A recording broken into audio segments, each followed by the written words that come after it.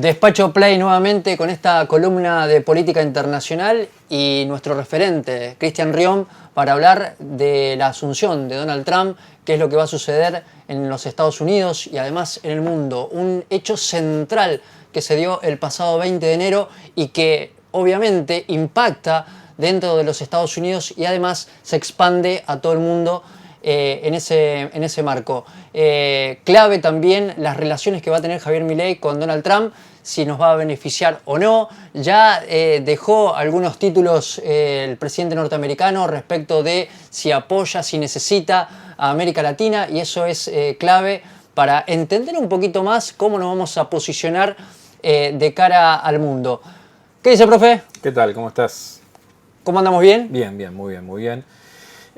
Mucha tarea para analizar. Sí, mucha. Sí, además Trump comienza su segundo y último mandato en Estados Unidos como presidente, lógicamente, con muchos temas. Comenzó ya el primer día como presidente de los Estados Unidos, ya lo había anunciado, en realidad, que iba a comenzar desde el minuto cero con sus disposiciones, decretos y demás. Es importante la situación de los migrantes. Sabemos que en Estados Unidos hay millones de migrantes, fundamentalmente de América Latina, ¿no? que han ido a buscar una mejor vida allí. Su idea es, deportar a miles que no tengan papeles, es decir, miles de inmigrantes ilegales en Estados Unidos. Esto vamos a ver cómo lo va a poder llevar adelante, ¿no? De por sí ya ha enviado a 1.500 soldados a la frontera con México para tratar de frenar el flujo migratorio que se da por esa frontera, ¿no? No son todos mexicanos, hay también mucha gente de Sudamérica y de Centroamérica fundamentalmente que cruza por la frontera entre México y los Estados Unidos. Según la visión que tiene el sector político de Trump, es un grave problema para los Estados Unidos. Okay. Déjame empezar a charlar, porque esto va a ser una charla para que podamos entender un poquito más de lo que está pasando en los Estados Unidos y que va a impactar obviamente en el mundo. Vamos a desmenuzar, profe, si te parece cortito, algunas apostillas de lo que fue su discurso. ¿Sí? Allí en el Capitolio, lo hizo puertas adentro como consecuencia del fuerte frío que había allí, con poca presencia, reducida, donde me llamó la atención, no hablo de Ucrania, no hablo de Venezuela. Contame un poquito qué te pareció el discurso de ese día. Yo creo que, el posicionamiento de Trump es contundente en los temas que trata. Algunas cuestiones la dejó para otro momento, digamos, pero me parece que las cuestiones que él se refirió ha sido contundente. Me parece que hay temáticas que han pegado fuerte hacia el interior de Estados Unidos y hacia todo el mundo, porque lo que el presidente de Estados Unidos, en lo cual se posiciona, tiene repercusión en todo el mundo. Digamos. Por ejemplo, la cuestión que tiene que ver con las políticas de género, ¿no? Okay. Ese día dijo: en Estados Unidos solamente hay dos géneros, masculino y femenino. Reconocemos eso. Reconocemos eso. Y a partir de ese posicionamiento hacia abajo, todas las medidas que está tomando, ¿no? que en las horas siguientes fue tomando Donald Trump. Por ejemplo, la prohibición de que personas trans ingresen a las Fuerzas Armadas, y muchas en ese sentido, que van en ese sentido, ¿no? Entonces, la cuestión de lo que se llama la discriminación positiva, el ingreso al Estado de personas trans, por ejemplo, también ya rige una prohibición al respecto. Entonces, los posicionamientos son muy fuertes, así como en la cuestión migratoria es muy fuerte, también en la cuestión de género lo es. Lo que se denomina progresismo, estar absolutamente en contra de las políticas progresistas que generalmente hacia el interior de los Estados Unidos lo lleva adelante el Partido Demócrata. Okay. Esto es histórico, digamos. Lo que también escuchamos decir a Milei, hablar del wokismo, ¿no? Que es esto, es el progresismo, en realidad, es el respeto por las minorías, ¿no? Los afrodescendientes, los latinos, los migrantes, las minorías sexuales, toda esa cuestión de derechos y reaseguros que han obtenido en las últimas décadas, vamos a decir, a través de distintas luchas, porque nadie regaló nada. A partir de este nuevo gobierno de Donald Trump, aparentemente son borradas de un plumazo, o al menos eso es lo que intentaría hacer, porque en realidad hay cuestiones que son difíciles, porque hay una constitución con sus diferentes enmiendas que van garantizando determinados derechos en los Estados Unidos. Y volvemos al tema migratorio, por ejemplo. Recién hablábamos fuera de aire la cuestión de que Trump quiere eliminar el derecho a la ciudadanía a aquellos que han nacido en los Estados Unidos, pero que son hijos de migrantes ilegales. Hay un punto de la Constitución, una enmienda de la Constitución de Estados Unidos que garantiza que aquel que nace en los Estados Unidos es ciudadano de los Estados Unidos. Entonces, más allá del decreto de Donald Trump, ya hay en la justicia, vimos que un juez federal en Estados Unidos ha dado marcha atrás sobre esta disposición de Trump, ¿no? Reasegurando el derecho de aquel que nace en los Estados Unidos es ciudadano de Estados Unidos. Ok, profe, sigamos analizando el personaje, ¿no? Donald Trump, con una mirada hacia Estados Unidos y hacia el mundo. ¿Por qué crees que no habló de Venezuela y no se pronunció sobre Ucrania y Rusia en la guerra que mantienen entre ellos? Hace ya un tiempo que hay negociadores de Donald Trump antes de que asuma la presidencia de los Estados Unidos que están tanto en Ucrania como en Rusia. Creo que no puede dar todavía una respuesta a esto que él había anunciado desde hace mucho tiempo atrás, que también en el minuto cero de su presidencia iba a solucionar fácilmente la cuestión del conflicto entre Rusia y Ucrania. Evidentemente no ha podido hacerlo porque las negociaciones son arduas. Creo que pasa mucho por ese lugar. En el tema de Venezuela me parece que es diferente porque ya él dispuso el cese de las compras de petróleo a Venezuela, ¿no? Entonces creo que es una cuestión vital porque le quita el financiamiento al gobierno de Nicolás Maduro, ¿no? Porque hasta hace poco tiempo atrás, con la administración de Biden, lo que veíamos es un fenómeno un poco contradictorio, ¿no? De hostigamiento hacia el gobierno de Maduro, de sanciones al gobierno de Maduro, pero por otro lado también fuertes compras de petróleo. Negocios son negocios. Exactamente. Profe, ¿no? Y Estados Unidos yo creo que siempre ha tenido eso en claro con los distintos gobiernos, que no importa tanto la cuestión de la democracia sí o democracia no, que obviamente que discursivamente hablando siempre lo ha defendido, la libertad y la democracia, pero por otro lado tiene negocios con un montón de gobiernos y regímenes que están muy lejos de ser democráticos, ¿no? Ok, profe, vayamos a lo económico. ¿Cuál es su mirada desde el punto de vista económico? Sin entrar en detalles, obviamente, en lo que significa lo más duro de la economía. Pero da la sensación que Donald Trump es o va a ser un presidente proteccionista, nacionalista, cosa que Milei no lo es, ¿no? Por las características. Ahí ya tenemos un punto donde hay una cierta disociación. Ya se refirió a los aranceles que les va a cobrar si aquellas empresas extranjeras quieran vender en los Estados Unidos, y les va a bajar aquellas que tengan allí, fabriquen sus productos en los Estados Unidos con mano de obra estadounidense. Contame ese punto. ¿Crees que es positivo para los Estados Unidos y para el mundo? A ver, ¿cómo lo ves? En Norteamérica, en las últimas 2 décadas, ha sido muy fuerte la relación económica y comercial entre los 3 países que conforman Norteamérica, que es México, Estados Unidos y Canadá, a través del establecimiento de un tratado de libre comercio. Esto hizo también que muchas empresas de Estados Unidos se radiquen fuera de los Estados Unidos, fundamentalmente en México, y que esos productos después vuelvan a ingresar al mercado de Estados Unidos. Lo hacen porque los costos laborales en México son diferentes a los de los Estados Unidos. Okay. El régimen laboral es diferente en México que en los Estados Unidos. Entonces va apuntando a eso un poco, ¿no? Como bien lo habías mencionado, la cuestión de la radicación. ¿Por qué? Porque entiende Donald Trump que lo importante es el empleo, lo importante es la generación de empleo, y para eso necesita que las fábricas se radiquen en los Estados Unidos. También lo dijo en el foro de Davos, allí en Suiza, entre los millonarios más importantes de todo el planeta, en donde dicen: vengan a radicarse a los Estados Unidos y vamos a bajar todos los impuestos lo más que podamos, para que generen empleo y productos en los Estados Unidos. Es un poco una vuelta conservadora, ¿no?, a lo que era la economía hasta hace varias décadas atrás, ¿no? Lo importante era la producción de bienes y servicios dentro del propio territorio, digamos. lejos de la tendencia globalizadora, Ok. ¿no? Donde no importaba dónde se producía un producto, ¿no? Si la zapatilla la hacían en China, la hacían en Vietnam. Hoy cobra valor, sí, dónde la hacen. Para la recuperación económica de Estados Unidos se entiende esto. Y también entiende que no es prioritario para los Estados Unidos hoy los tratados de libre comercio, sino muy por el contrario, hacer una protección del mercado interno de los Estados Unidos. Por eso habló una cuestión que para muchos lo sonó a locura, ¿no? Esto del 25% de arancelamiento general para los productos provenientes de sus socios principales en el libre comercio como México y Canadá, ¿no?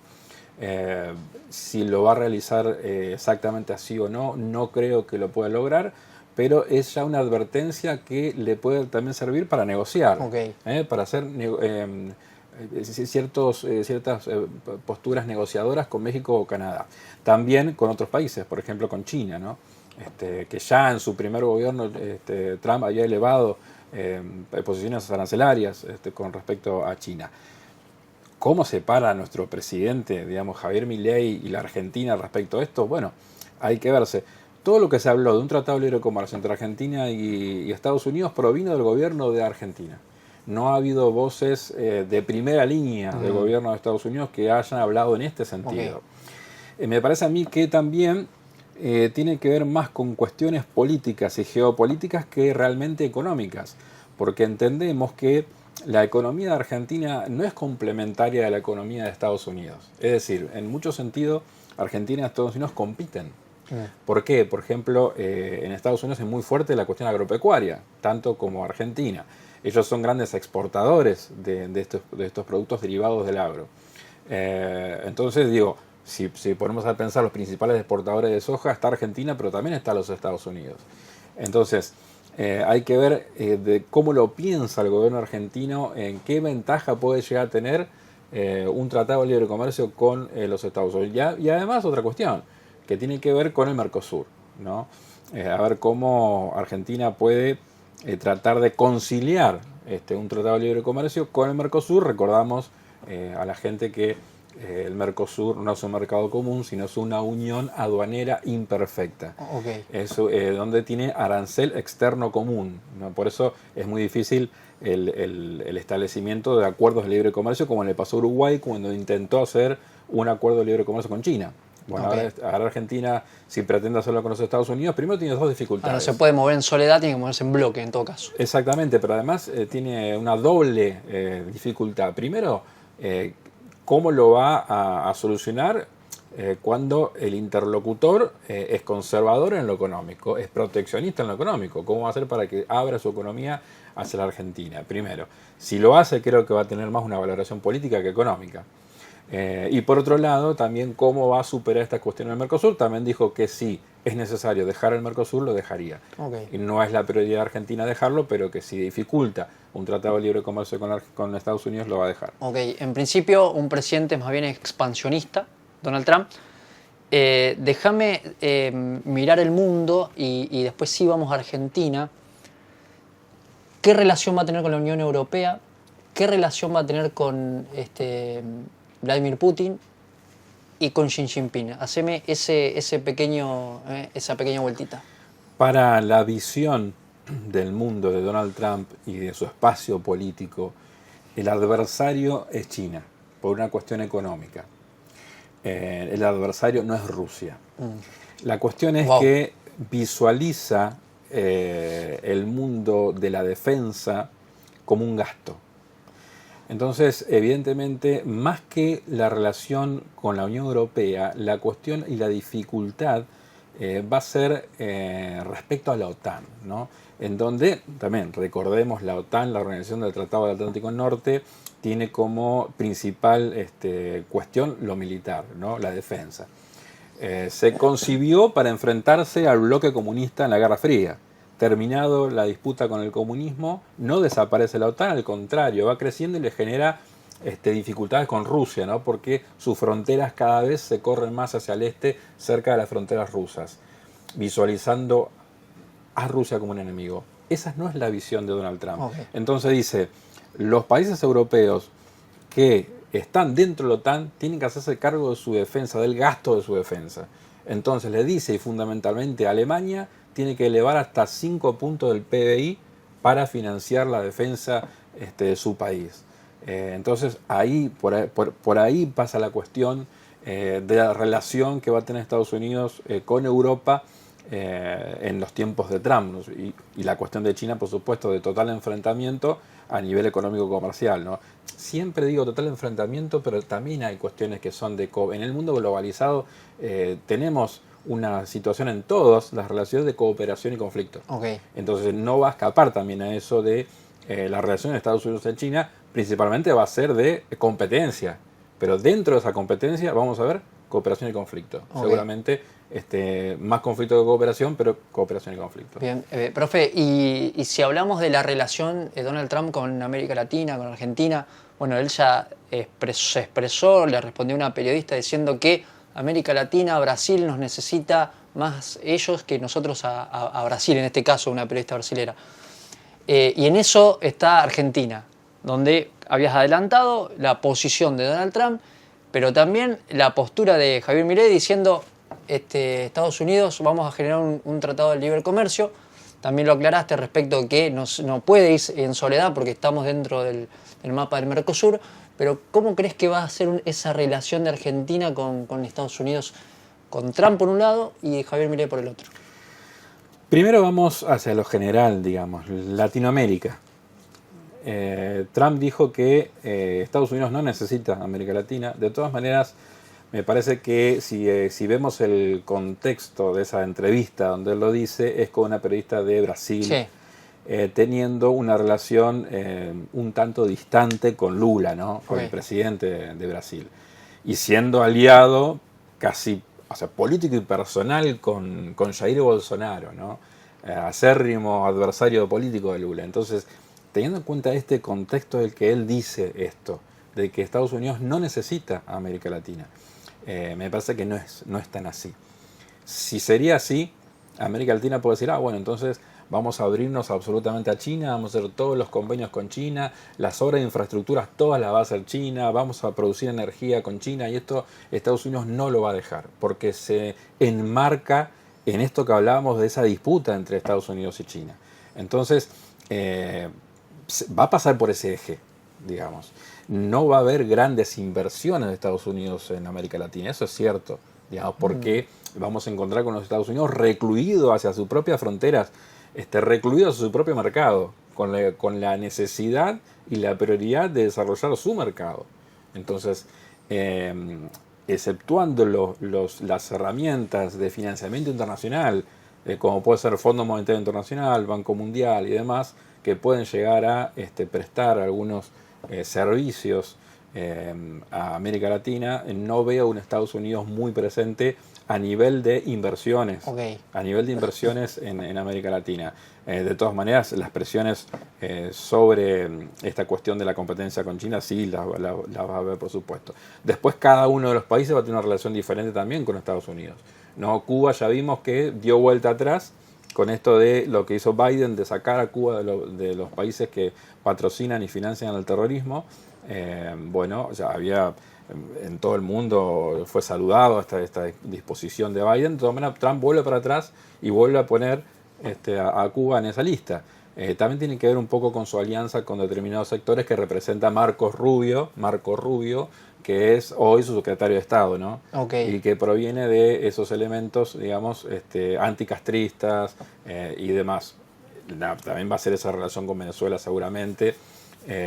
Y bueno, después, respecto a nuestro país, Milei juega todas sus fichas a una relación privilegiada con los Estados Unidos y obtener el mayor provecho con esto. Lo que me parece que Milei no entiende es que Estados Unidos es un actor internacional absolutamente importante, pero en retroceso, en donde tenemos un mundo de multipolarismo creciente. ¿Qué significa esto? Que las acciones de determinados actores internacionales como China, Rusia, algunos países del África, el sudeste asiático fundamentalmente también, Vietnam, Corea del Sur y demás, cada día son más importantes en el contexto internacional y que Estados Unidos va perdiendo terreno al respecto de esto. Entonces es un poco anacrónico también. Quizás Si hacemos una analogía con los 90, era mucho más, seguro, era mucho más oportuno una alianza con los Estados Unidos en los años 90, donde era la potencia hegemónica del mundo, que Estados Unidos en el año 2025, que es otra cuestión, Ok, ¿no? ok. Tanto Estados Unidos como el sistema internacional. Ok, seguimos dialogando con el profe Cristian Riom. Agradecemos a Don García por brindarnos las instalaciones realmente espectaculares. Ustedes van a ver ahora todas las instalaciones aquí en Boulevard y Saavedra. Tenés lugar para estacionar, comes rico, una cosa espectacular. Y la tranquilidad de venir a disfrutar y poder hablar con la gente, ¿no? Porque el ambiente está propicio para esto, profe. Por eso elegimos este lugar. Así que agradecemos a la gente de Don García. Seguimos, profe, analizando al personaje, al presidente, a Donald Trump.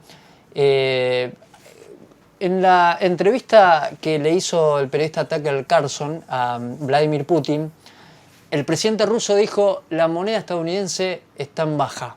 ¿Sí? Está en baja. ¿Crees que el gran desafío de Donald Trump es fortalecer su moneda? Sí, lo dijo claramente. Y dijo claramente que aquellos que van en contra del dólar, siempre la amenaza pasa por el arancel, ¿no? Dice, el arancel va a ser del 100% a los productos de aquellos países que tratan de desdolarizarse, ¿no? Este es un mensaje a los países del BRICS, fundamentalmente Rusia y China, y también a la India. Me parece que va a ser una moneda de cambio también en cuanto a las gestiones con Rusia, ¿no? Lo que propone Vladimir Putin es que se levanten todas las restricciones, todas las sanciones. Rusia hoy es el país más sancionado, es el país más sancionado del mundo y es el país más sancionado de la historia. Así todo, no han podido esas sanciones vulnerar a la Federación Rusa. Entonces, Vladimir Putin dice esto, ¿no? No solamente que impone condiciones sobre Ucrania, sino que también sobre las sanciones que rigen. Entonces, es probable que se ralentice, que se haga más lento la desdolarización, Okay. Si Rusia no tiene las sanciones que ha tenido hasta ahora. Me parece que también es un gran tema para la negociación entre Estados Unidos y Rusia, esa cuestión. Si Estados Unidos quiere revalorizar el dólar, va a tener que dejar de utilizar la sanción como mecanismo usual para la corrección de las conductas de aquellos países que, según la visión de Washington, no está tomando el camino que debería tomar. Mirá vos. Entonces, lo que le han dicho desde China y desde Rusia es: se ha abusado del mecanismo de sanciones que tienen que ver con lo financiero, lo económico y lo financiero. Se ha abusado de ese mecanismo, entonces el dólar ya no es confiable, porque no podemos tomar dólares, no podemos tener reservas en dólares, porque tenemos esta amenaza permanente de que si nuestros países toman unas posturas que no son las que desea Washington, esos fondos son confiscados y demás. Entonces se lo saca del SWIFT, del sistema de intercambio comercial, a los países que son sancionados. Entonces, bueno, probablemente es interesante esto, ¿no? Okay. Que probablemente sea una moneda de cambio, esto de dólar sí o dólar no, ¿no? Bueno, vamos a monitorearlo. Eso va a ser interesante. Cuando hablamos de economía es muy dinámica la cosa. Profe, cuando él se expresa respecto de tomar posesión o avanzar sobre el Canal de Panamá, ¿qué significa? Bajámelo a tierra. Significa que la vuelta de la geopolítica. Mira, cuando yo estudiaba Relaciones Internacionales, o sea, lo sigo estudiando, ¿no? Pero cuando en mis años de juventud, en los años 90, en la Facultad de Relaciones Internacionales, era mala palabra hablar de geopolítica, ¿no? O sea, hablar de relaciones internacionales. La geopolítica había quedado vieja, ¿no? Esto de preocuparse por las tierras, ¿no? De la posesión, era algo de la época colonial, digamos, prácticamente, ¿no? Hay una vuelta de la geopolítica, hay una vuelta. ¿Por qué? Porque es importante el control, por ejemplo, de los pasajes, de los lugares como el Canal de Panamá, tener el control del paso de mercaderías desde el Atlántico al Pacífico, del Pacífico al Atlántico. Es importante, a través de lo que es esta cuestión del calentamiento global, que ustedes saben que Trump y Milei están en contra. No dicen que no exista el calentamiento, lo que dicen es que es algo natural del planeta Tierra y que el ser humano no hizo nada para que esto se acelere, digamos, el calentamiento. Pero en definitiva lo que hizo el calentamiento global es descongelar, ¿no? Y se descongeló el Ártico, o se está descongelando el Ártico, y apareció una ruta marítima que no existía. Entonces, hoy esa ruta la controla Rusia, porque tiene fronteras naturales. Por eso también aparece el interés de Estados Unidos por Groenlandia. No solamente por lo que hay debajo de la tierra, que son minerales importantes, sino además también la ruta del Ártico, ¿no? Manejar esa ruta porque es muy importante en cuanto a el traslado de distintos de petróleo, gas y demás. Es importante también el control de lo que se llama en inglés pipelines. Los pipelines son los ductos, ¿no? Oleoducto, gasoducto, son esos caños que llevan energía, porque la cuestión energética es una cuestión del presente, pero una cuestión del futuro. Entonces el control de las vías marítimas, el control de los pasos importantes, el control del traslado de energía, es una cuestión muy importante y los países tienen que tener el control sobre eso. Ok. Hablaste de futuro y estamos en presente y es un tema también presente y futuro, la inteligencia artificial, ¿sí? Que es un tema que preocupa al mundo porque ya no nos va a costar incluso ver una foto si es real o no, con lo cual es un gran desafío, ¿no?, para la humanidad empezar a trabajar esos temas. Él tiene en su gabinete a Elon Musk. ¿Por qué crees que lo elige y cuál es el objetivo de Elon Musk? Yo creo que ha apostado hacia ese sector. Cuando Biden da un discurso de despedida, es tradición en los Estados Unidos que el presidente saliente dé un discurso de despedida. Y dice, hay que tener cuidado con determinada oligarquía vinculado a las nuevas tecnologías, ¿no? Y esto muchos dijeron, esto nos hace acordar a lo que dijo Eisenhower en los años 50 cuando se iba de la presidencia de Estados Unidos y decía, cuidado con el complejo industrial militar, porque puede ser contrario a la democracia y a la libertad de Estados Unidos y del mundo. Y creo que tenía razón.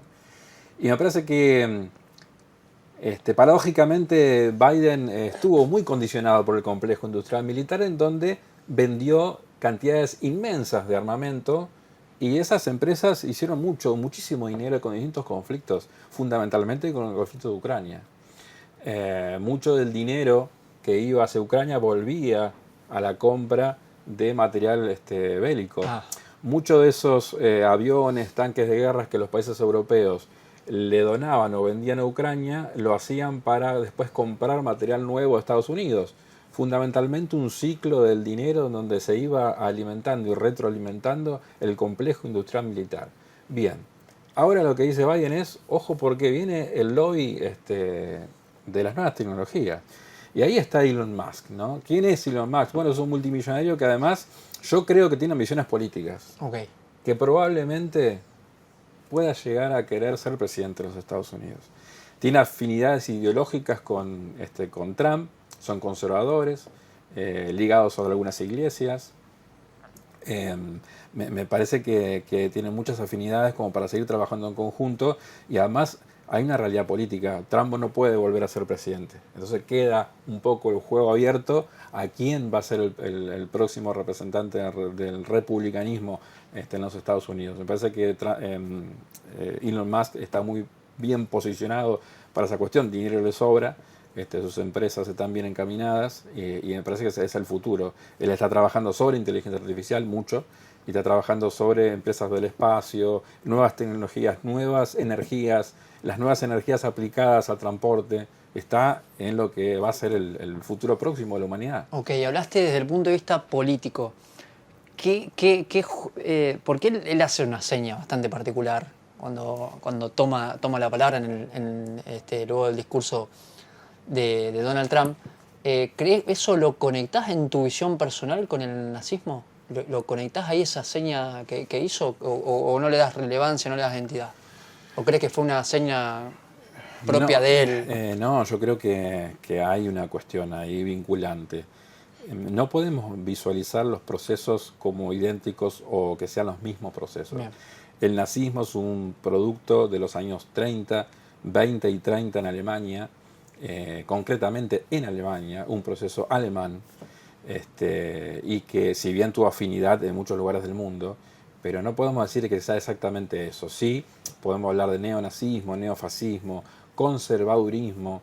Me parece que es un fenómeno, sí, que tiene que ver con eso y es preocupante. Seguramente que es preocupante, y además no solamente por el gesto que hizo, que no es casual, sino que además él dio el apoyo absoluto a Alternativa para Alemania. Alternativa para Alemania es una expresión del neonazismo en Alemania. Incluso algunos dirigentes hablando bien del proceso que encabezó Adolf Hitler en los años 40, 30 y 40, hablando bien algunos dirigentes de Alternativa para Alemania de las SS. Es decir, no es algo que esté tirado de los pelos o que querramos ver fantasmas donde no los hay. En realidad están instalados. En Alemania se sabe perfectamente quién es Alternativa para Alemania y fueron apoyados por Elon Musk. Así que esa es la realidad, la verdad que podemos ver sobre sus preferencias ideológicas. Ok. Últimas preguntas, profe. Interesantísima la charla para entender un poquito más a Donald Trump y cómo potencialmente se va a posicionar frente al mundo.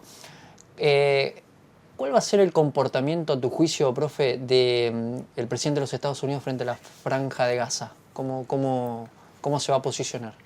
Dos cuestiones. Una, apoyo irrestricto a Israel. Esto es así.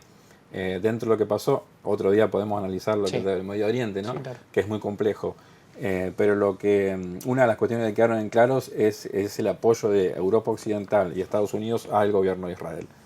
A los gobiernos de Israel, no importa cuál sea el que esté en el poder, al Estado de Israel en definitiva. Esa es la primera cuestión, el apoyo irrestricto. Por otro lado también creo que hay un interés para pacificar al Medio Oriente. Siempre hay una visión económica de parte de Donald Trump en donde vuelve a darle una gran prioridad al petróleo, al gas y demás. Entonces me parece que tiene que ser...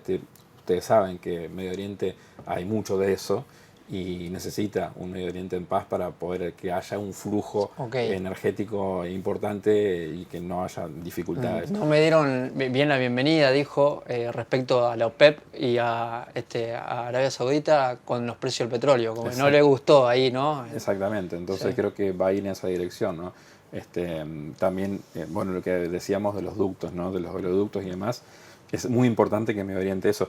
Lo han logrado ahora con el derrocamiento de Bashar al-Assad en Siria y la sorpresa que aparecieron quienes hace 15 días atrás eran terroristas de Al-Qaeda, hoy le han cortado el pelo, le han puesto saco y corbata y todos los dirigentes de Europa Occidental van a darle la mano a quien hace muy poquito tiempo era asignado como un terrorista y responsable de genocidios y demás, ¿no? Hoy se lavó la cara de Golani en Siria, pero si es funcional a los Estados Unidos y a Europa Occidental, va a continuar en el poder en Siria y es importante para modificar el status quo de la región para que sea que vaya en sintonía con Washington. Profe, háblame de Donald Trump político en cuanto a sus ideas, que obviamente va a trabajar para empezar a expandir al mundo, ¿no? Esto de las ultraderechas, lo tenemos a Milei, Meloni, bueno, en fin. ¿Crees que va a ser fuerte ese discurso durante su presidencia? Yo creo que sí. La ultraderecha tiene un problema, que es el ultranacionalismo. Por lo pronto hay afinidades ideológicas y hay conexiones entre distintas ultraderechas que tampoco son iguales unas que otras, pero estamos hablando por ejemplo, mencionemos a la familia Le Pen en Francia. Bueno, quedó Marín porque su padre murió hace poco tiempo, ¿no? Pero Giorgia Meloni en Italia, Viktor Orbán en Hungría, Fico en Eslovaquia, el gobierno de Serbia, Bukele, Bukele en El Salvador, los Bolsonaro en Brasil, Vladimir Putin en Rusia. Es decir, esa internacional de la derecha que tiene distintos aspectos, ¿no? Por supuesto. Pero vamos a ver si pueden construir en conjunto o los propios nacionalismos que hay en cada uno de esos espacios hace que van a comenzar a contraponerse entre ellos, ¿no? la historia demuestra que esos sectores fueron quienes terminaron enfrentándose en la Primera Guerra Mundial, por ejemplo, en esos nacionalismos europeos se terminaron enfrentando en una guerra que fue devastadora. Luego, después, la Segunda Guerra Mundial viene con otro tipo de dinámicas ideológicas, pero sí, ese es el problema a veces de las derechas que pasan a ser ultranacionalistas y se terminan enfrentando unas con otras, ¿no? Ok. Y dame, profe, 2 o 3 aspectos que vos creas conveniente. Es muy amplio, obviamente el menú es amplio, de que tengan coincidencias y disidencias con Javier Milei, Trump y Javier Milei. Creo que Milei es un conservador en lo social y un libertario, como lo dice, en lo económico, ¿no? Esa contradicción de la derecha argentina que viene de muchos años, no es invento de Milei, digamos, ¿no? Ahí también está la cuestión con Trump, que es un conservador 100%, digamos, tanto en lo económico, proteccionista, como habíamos hablado hace un ratito, como en lo social, ¿no? Ahí me parece que va a haber algunas cuestiones que van a chocar más en lo económico que en lo social, ¿no? Este ataque al wokismo, al progresismo, a decir en el mundo de la naturaleza hay solamente 2 géneros, masculino y femenino, el ataque hacia las minorías, ese tipo de cuestiones van a estar en consonancia, ¿no? Yo creo que toda la derecha del mundo está en consonancia en ese punto. A pesar del fenómeno, y esto va a ser un asterisco, ¿no? El fenómeno de Biden, que es la líder del movimiento de la alternativa para Alemania, que es lesbiana y está casada con una mujer, ¿no? Pero es como una excepción, digamos, pero en ese punto yo creo que las derechas están en consonancia, pero en la cuestión económica no. Ahí aparece un poco el nacionalismo conservador de Trump, diferente de Milei, que es un libertario que pretende que el Estado esté por fuera de las cosas, y los conservadores no, los conservadores tienen una fuerte intervención, son populistas de derechas, digamos, tienen una fuerte intervención del Estado en la economía y en todos los ámbitos, ¿no? También esto de expulsar a los migrantes de Estados Unidos necesita de la intervención del Estado, fuertemente, de la policía, del ejército, de los jueces, entonces ahí hay una diferencia importante entre los libertarios, digamos, y los conservadores. Dos derechas. Bien, por último, profe, definime a Donald Trump. ¿Es un autócrata? ¿Qué es Donald Trump? Donald Trump es un empresario que busca maximizar sus ganancias, que tiene un pensamiento quizás hasta algo anacrónico con respecto a la economía, que quiere recuperar los Estados Unidos, es un nacionalista y fundamentalmente también un egocéntrico. Trump es trumpista, ¿no? Es decir, son personas líderes que son el centro, ¿no? Son el centro del movimiento político. Vos fíjate una cosa, cuando hablamos de Trump ya casi nos olvidamos del partido. Sí, es como Cuando hablamos de George Bush, de Ronald Reagan, de grandes líderes del Partido Republicano en Estados Unidos, y que son reconocidos, ¿no? Y sin embargo ahora no hablamos del Partido Republicano, no hablamos de la política partidaria en Estados Unidos, hablamos de Donald Trump. Sí. Algunos lo van a asignar como un populista de derecha, ¿no? Pero es importante su figura y creo que él hace todo lo posible para que así sea, ¿no? Le gusta. Desde participar de Mi Pobre Angelito hasta esta parte, creo que tiene que ver con la exaltación de su propia figura. Su propia figura. Y es lo que necesita, lo que siempre necesitó. Ok, alguna vez dije, o comentábamos, ¿no? Que Javier Milei tiene ciertos comportamientos reinales porque no le gusta que se lo critique. La crítica no se la banca y entonces ataca a aquellos que piensan distinto. Y eso también lo podría convertir en un con ciertos comportamientos, rasgos autócratas. ¿Crees que va por ese lado Donald Trump? Sí, obviamente. Son personalidades muy fuertes que no le gusta que lo critiquen y le gusta que opinen algo contrario a ellos. Por eso la descalificación al que opina diferente, ¿no? Por eso encontramos en este tipo de personalidades mucho insulto, ¿no?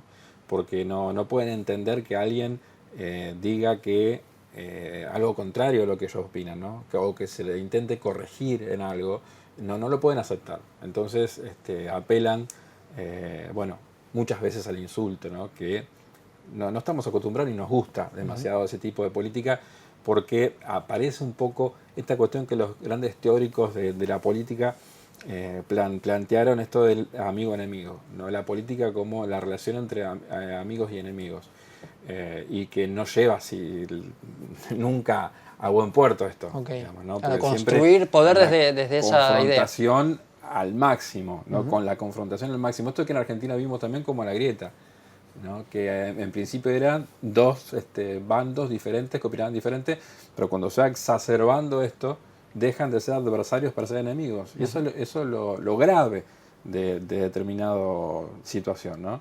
De decir, de dejar esto de la lógica que tiene que haber en cualquier sistema político de adversarios políticos que no son enemigos, ¿no? Simplemente piensan diferente, nada más.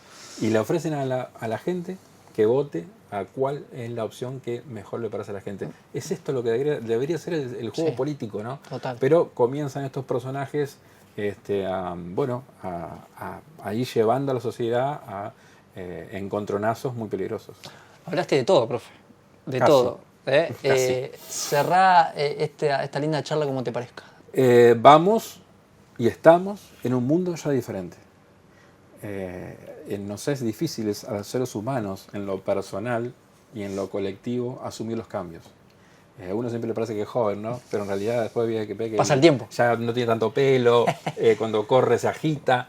Ese tipo de cosas hace que dice, me parece que ya no estoy tan joven como pienso. Por eso es difícil los cambios en el ser humano. Y también, cuando está acostumbrado a ver determinado mundo, les es difícil encontrarse con un nuevo mundo. Y lo que estamos operando hoy es un nuevo mundo. Ya no es más ni la Guerra Fría. Algunos se han quedado, ¿no? Hay que ser comunistas a todos. Cuando hablan de Putin dicen, ese comunista. No hay comunismo en Rusia. Ya la Unión Soviética cayó en el 91, a partir del 91 no hubo más comunismo en Rusia. Entonces ese mundo ya está. Y algunas personas que todavía piensan en función de la Guerra Fría. Otros piensan en función de la década de los 90.